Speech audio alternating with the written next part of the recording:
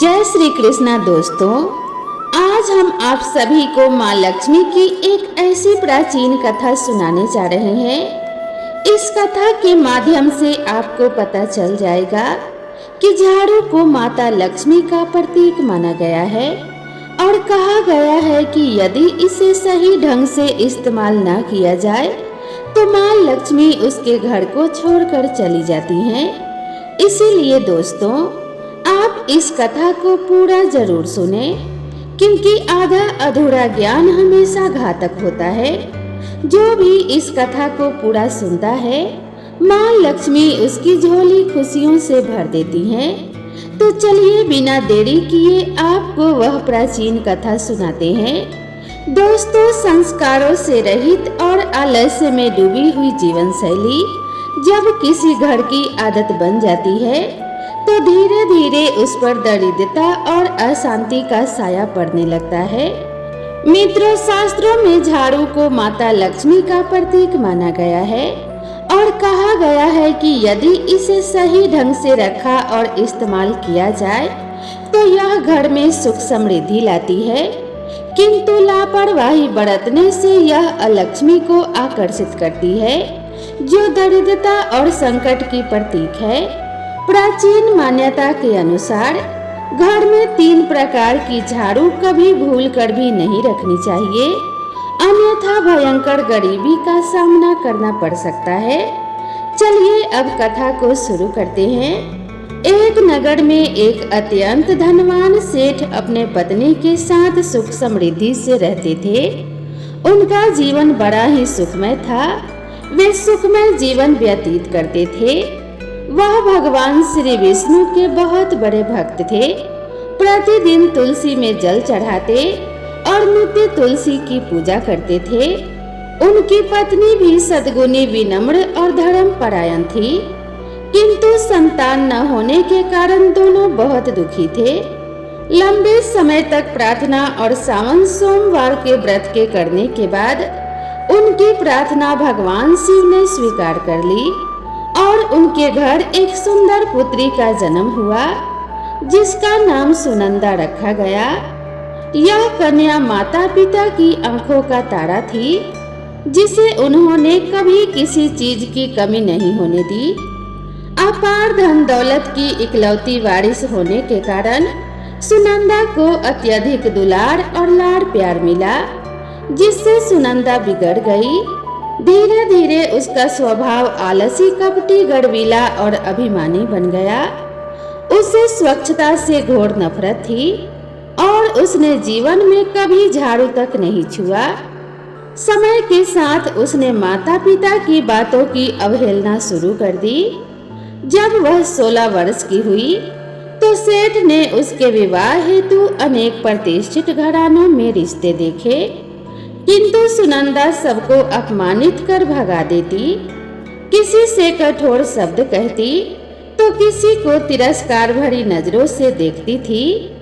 कभी तो दूल्हा बनने के लिए आने वाले युवक पर छत से पानी डाल देने जैसी बचकानी हरकत करती, जिससे नगर के लोग उससे भयभीत रहने लगे और सेठ दंपति चिंतित व दुखी रहने लगे। एक दिन संजोगवश सुनंदा की नजर वन में रहने वाले एक अत्यंत गरीब परंतु तेजस्वी ब्राह्मण युवक शांतनु पर पड़ी, जो नाम के अनुरूप ही शांत स्वभाव का विद्वान, सभी शास्त्रों में पारंगत था और भगवान विष्णु का अनन्य भक्त था। वह प्रतिदिन प्रातः स्नान कर तुलसी को जल अर्पित करता और शिव मंदिर में जाकर भक्ति भाव से पूजा अर्चना करता था। सहेलियों संग वन में घूमते समय सुनंदा को शांतनु का रूप और स्वभाव भा गया और घर लौटकर उसने पिता से स्पष्ट कह दिया कि वह उसी युवक से विवाह करेगी। यह सुनकर सेठ को बड़ा आश्चर्य हुआ, परंतु बेटी की खुशी के लिए अगले दिन वे पत्नी संग शांतनु की कुटिया में पहुंचे। साधारण कुटिया और निर्धन जीवन देखकर सेठ मन ही मन सोच में पड़ गया, पर उसने शांतनु से परिचय पूछा। शांतनु ने विनम्रता से कहा कि मेरा नाम शांतनु है, मैं एक गरीब ब्राह्मण हूँ। वृद्ध माता पिता के साथ साधारण जीवन जीता हूँ और पूजा पाठ करके ही अपना गुजारा करता हूँ। तब सेठ ने अपनी कन्या की इच्छा बताते हुए शांतनु के सामने विवाह का प्रस्ताव रखा, जिस पर शांतनु ने कहा, मैं आपके पुत्री के योग्य नहीं, मेरे पास धन संपत्ति नहीं, मैं आपकी पुत्री को कोई सुख सुविधा नहीं दे सकूंगा। किंतु सेठ ने आश्वासन दिया कि वह उन्हें पर्याप्त संपत्ति और व्यापार देगा। अंततः शांतनु ने सहमति दी और मुहूर्त अनुसार दोनों का विवाह हो गया। विवाह विधि पूर्ण होने पर सुनंदा की मां ने उसे एक झाड़ू देते हुए कहा, बेटी इसे संभाल कर रखना। कन्यादान के समय झाड़ू देना शुभ माना जाता है। इससे घर में सदा लक्ष्मी का वास बना रहता है। किंतु सुनंदा ने उसे लापरवाही से एक ओर रख दिया। विवाह के उपलक्ष्य में सेठ ने नया घर और धान्य की दुकान भेंट की ताकि उनका जीवन सुचारू रूप से चल सके। आरंभ में सुनंदा प्रसन्न रही, किंतु शीघ्र ही उसका आलसी और घमंडी स्वभाव प्रकट हो गया। वह घर की साफ सफाई नहीं करती, बर्तन गंदे पड़े रहते, मकड़ी के जाले कोने कोने में लग जाते। एक दिन शांतनु ने समझाया, सुनंदा एक पतिव्रता स्त्री को स्वच्छता से प्रेम होना चाहिए और गृह कार्य में उसे हमेशा दक्ष रहना चाहिए। इस पर सुनंदा बोली, आप ऐसी बातें न करें। मैंने कभी घर का काम नहीं किया और आगे भी कभी नहीं करूंगी। घर के कामों के लिए आप नौकर रख लीजिए, वैसे भी यह सब कुछ मेरा है। पत्नी के ऐसे शब्द सुन शांतनु स्तब्ध रह गया। यहाँ तक कि उसकी माँ ने भी कई बार समझाया, किंतु सुनंदा अपने स्वभाव से बाज नहीं आई। कुछ ही दिनों के बाद शांतनु ने छोटा सा व्यापार शुरू किया, पर पत्नी की लापरवाही और घर के अस्त व्यस्त माहौल से ग्राहक दूर रहने लगे और दुकान पर आने वाले भी उसके उदास चेहरे को देखकर लौट जाते। एक दिन काम से दूसरे नगर जाते समय वह बिना कुछ कहे बैलगाड़ी लेकर निकल गया।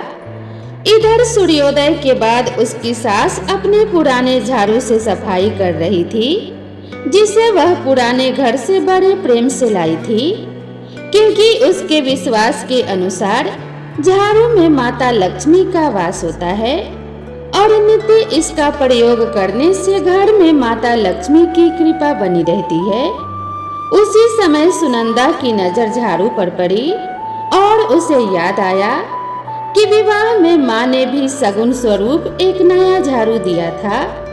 उसने अलमारी से निकालकर वह झाड़ू सास को दिया और कहा, माँ जी, महल जैसा घर मेरे पिता ने आपको दिया है और आप हैं कि पुराने झाड़ू का इस्तेमाल कर रही हैं।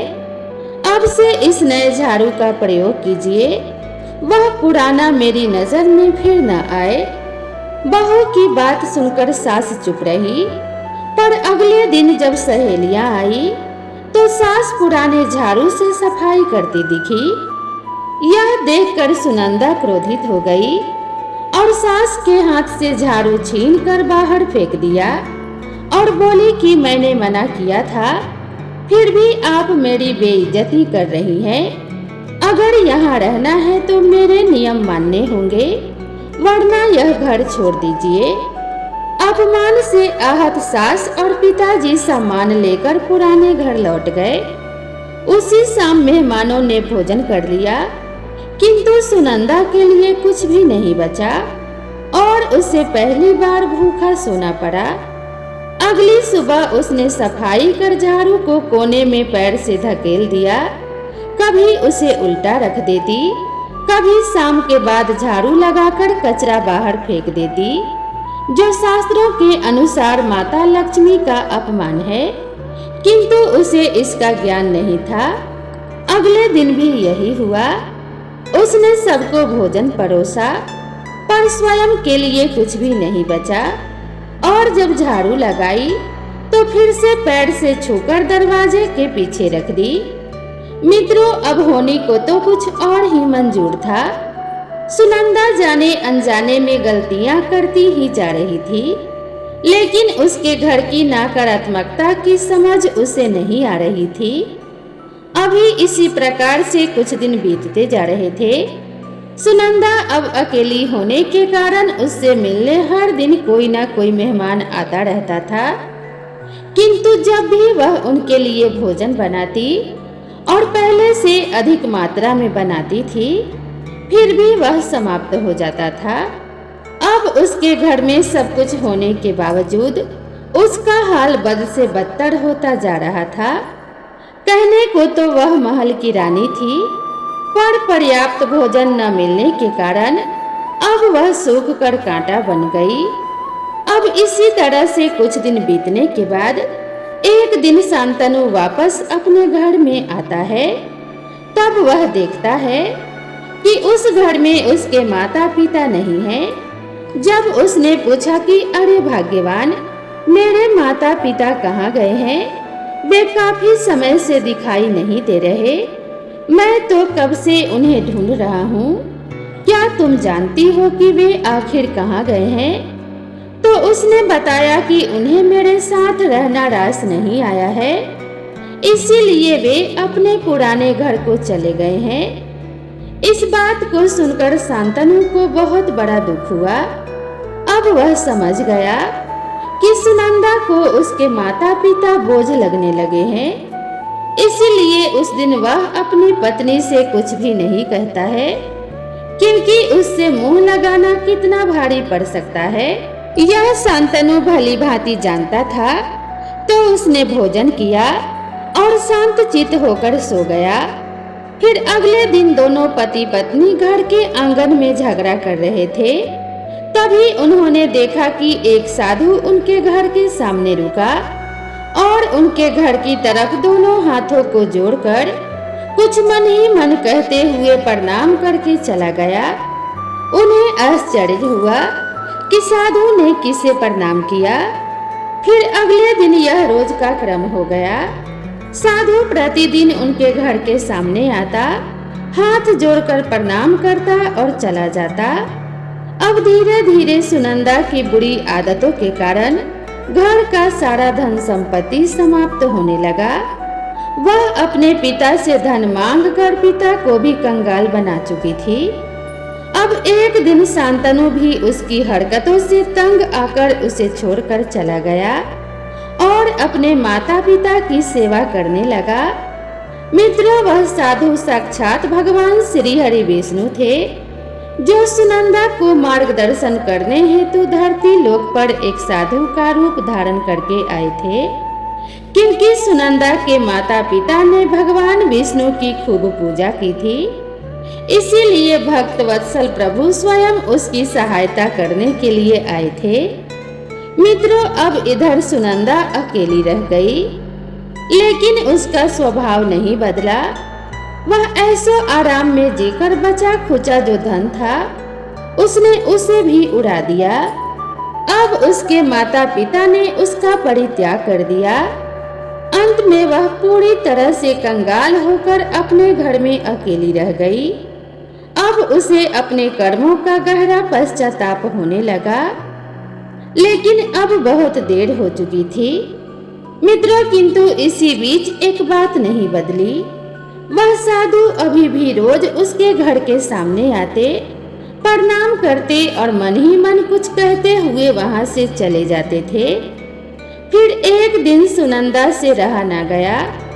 वह घर के बाहर निकली और क्रोध से बोली कि हे साधु महाराज, प्रतिदिन मेरे घर को देखकर तुम किसे प्रणाम करते हो? मेरे घर में तो अब कुछ भी नहीं बचा, लेकिन तुम हो कि हर दिन मुझे प्रणाम करते हो। आखिर तुम्हें क्या चाहिए? तब वह साधु मुस्कुराया और बोला कि हे पुत्री, मैं तुम्हारे घर में विराजमान देवी अलक्ष्मी को प्रणाम करता हूँ। तुम्हारे घर में जो गंदगी, आलस्य, अभिमान और कटुवाणी विराजमान है, वही देवी अलक्ष्मी का स्वरूप है। मैं उनका सम्मान करता हूँ। ताकि वे मेरे घर कभी न आए। इसीलिए प्रतिदिन जब भी मैं आपके घर के सामने से गुजरता हूँ, मैं अलक्ष्मी जी को प्रणाम करता हूँ। देखो जो तुम्हारे घर के ऊपर बैठी हुई हैं। मित्रों, अब क्या था? सुनंदा यह सुनकर हतप्रभ रह गई, मानो कि अब तो उसके पैरों के नीचे से जमीन ही खिसक गई हो। वह कुछ पलों के लिए सदमा पाकर शांत रह गई और कुछ भी आगे बोल नहीं पाई। जब उसने खुद को संभाला तो उसे समझ आ गया कि उसने कोई बड़ी भूल की है। उसने स्वयं ही देवी लक्ष्मी को त्याग कर देवी अलक्ष्मी को अपने घर में स्थान दिया था। अब वह फूट फूट कर रोने लगी। अब उसे समझ आ गया था कि उसके साथ ऐसा क्यों हो रहा है। तब उसने उस साधु के चरणों को पकड़ लिया और बोली कि हे महात्मा, मुझ पर कृपा करें और मुझे इससे निकलने का कोई उपाय बताएं। सुनंदा के विनम्र भाव को देखकर तथा उसके भीतर के पश्चाताप को देखकर साधु भगवान श्री हरि विष्णु कहते हैं कि हे पुत्री, अगर तुझ में साहस है तो ध्यान से सुनो। तुम्हारी ही गलती के कारण ऐसा प्रकोप हुआ है। तुमने घर में रखी झाड़ू का अपमान किया था, इसीलिए देवी लक्ष्मी तुम्हारे घर से रुष्ट होकर चली गई हैं। तब सुनंदा ने कहा कि हे स्वामी, मुझे क्षमा करें और मेरा मार्गदर्शन करें। मैं इस भूल के लिए माता लक्ष्मी से क्षमा याचना करूंगी और आज से उनकी नित्य पूजा आराधना करूंगी। हे महाराज, आपसे विनती है कि मेरा मार्गदर्शन करें। तब साधु रूपी भगवान विष्णु बोले कि हे पुत्री, उठो और शांत हो जाओ। मैं तुम्हें मार्गदर्शन करूंगा, किंतु अब मेरे प्रत्येक शब्द को ध्यान पूर्वक सुनना। सुनंदा ने हाथ जोड़कर प्रणाम किया और कहा कि हे महाराज, कृपा करें। साधु रूपी भगवान विष्णु बोले कि हे पुत्री, झाड़ू केवल गंदगी साफ करने का औजार नहीं, यह भाग्य की दिशा तय करने वाला साधन भी है। शास्त्रों में इसे माता लक्ष्मी का प्रतीक माना गया है। सही उपयोग से यह धन सुख समृद्धि लाती है, परंतु लापरवाही से दरिद्रता, अशांति और संकट का कारण बनती है।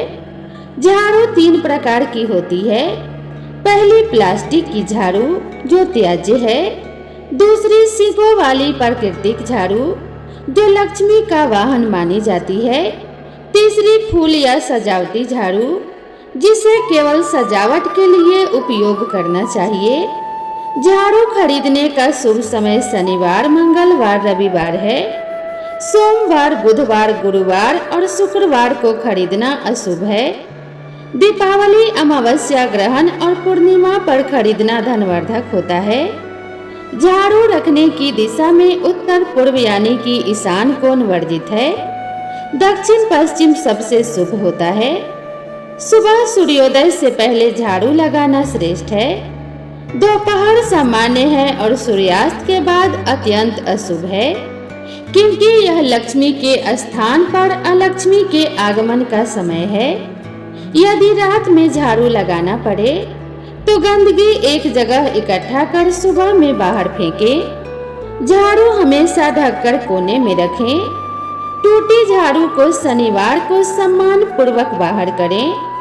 गुरुवार को झाड़ू या पोछा ना लगाएं। सूर्यास्त के बाद कचरा बाहर ना फेंकें। शुक्रवार, अमावस्या, ग्रहण या पूर्णिमा की सुबह मंदिर में बिना बताए झाड़ू दान करना विशेष फलदायी है।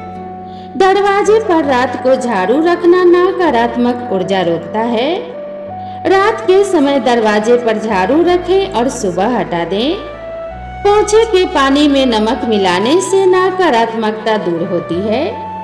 सुनंदा ने कहा कि हे महाराज, मैं आभारी हूँ, पर कई दिनों से भोजन ठीक से नहीं हो पा रहा है। चाहे जितना बनाऊं, अन्न समाप्त हो जाता है। भगवान विष्णु ने कहा कि हे पुत्री, यह तुम्हारी भूल का परिणाम है।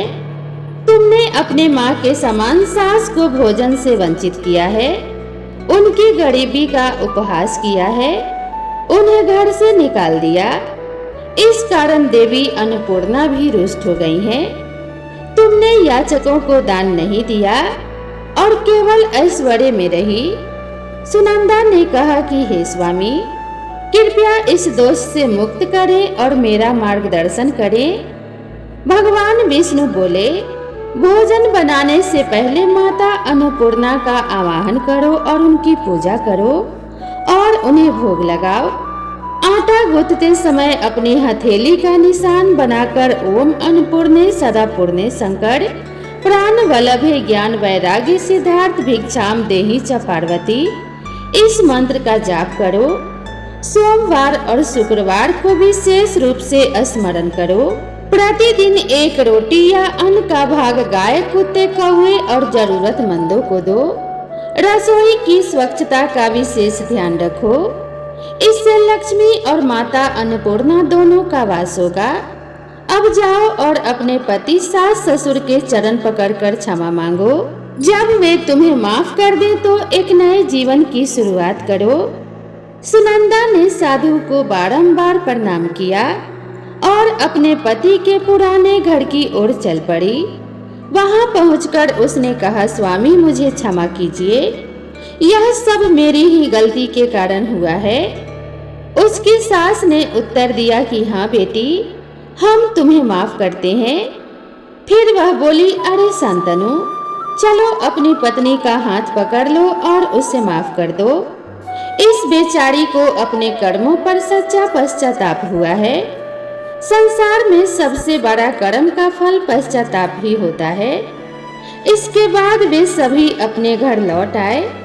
सुनंदा ने आते ही झाड़ू की पूजा की, उस पर हल्दी कुमकुम चढ़ाकर उसका सम्मान किया।